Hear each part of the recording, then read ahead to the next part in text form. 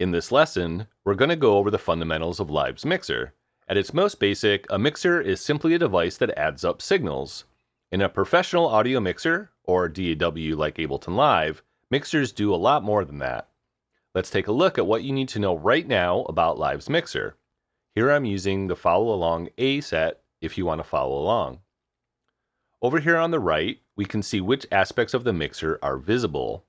The Show Hide buttons match options found here in the View menu.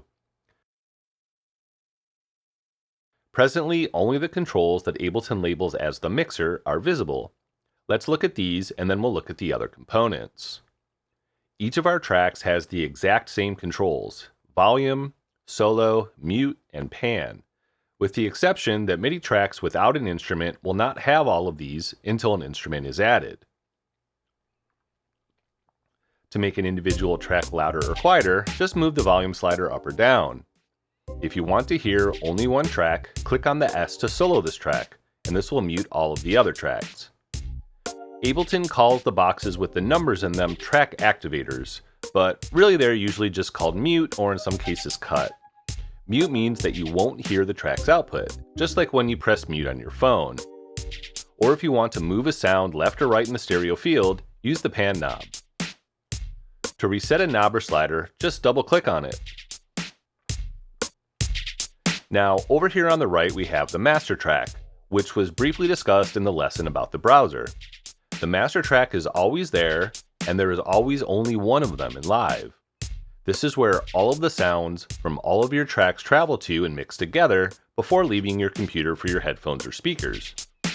Generally speaking, you don't want to change the volume on the master track when mixing, and ideally you'll use the volume control on your computer, or even better, an audio interface, but for now feel free to use it to turn things down. It's a best practice to keep all of the levels on all of the tracks from hitting red at the top of their meters, but definitely avoid this clipping on the master.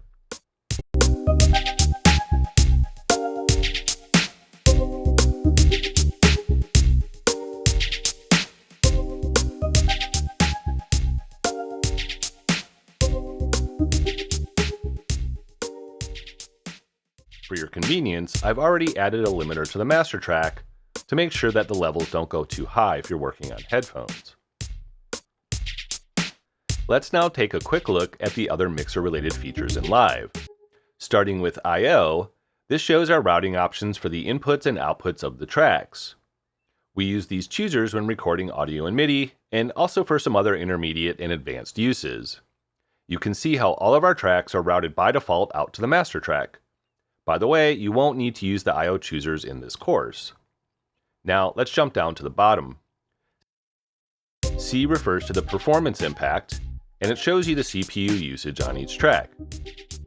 X is for the crossfader feature, which is great when you're using Live to perform on stage, and can be really fun creatively, but we don't need it for this course.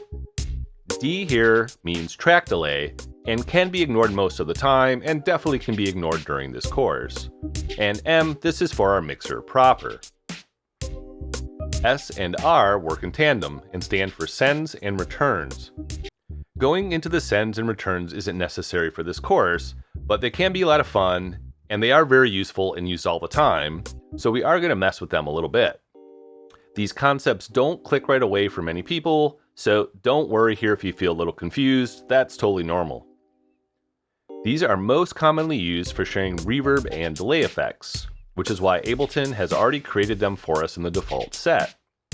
Return tracks are created from the Create menu and don't contain any clips, since they are only for moving audio around in the mixer.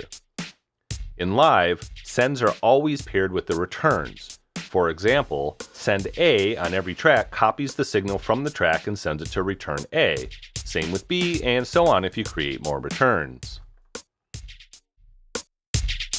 Before wrapping up, let's set up our sends and returns from scratch and add some effects from the browser. So I'm going to delete both of these returns, and notice how the sends also disappear. Now from the Create menu, I'm going to insert a return track. And then go to the audio effects in the browser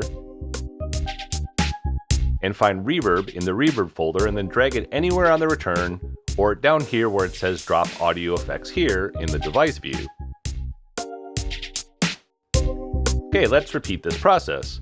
But now let's go to Delay and Loop and double click on Delay to add it to the return, since return B was still selected after creating it.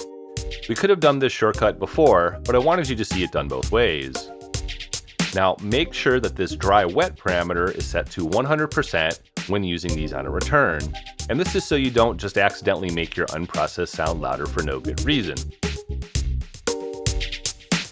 Now you can play around by essentially putting different amounts of reverb or delay on each track's sound.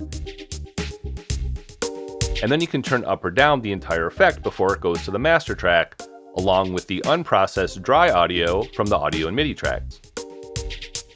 Spend some time getting comfortable with the controls we focused on in this lesson, and then we're moving on next to looking at the clip view in more detail.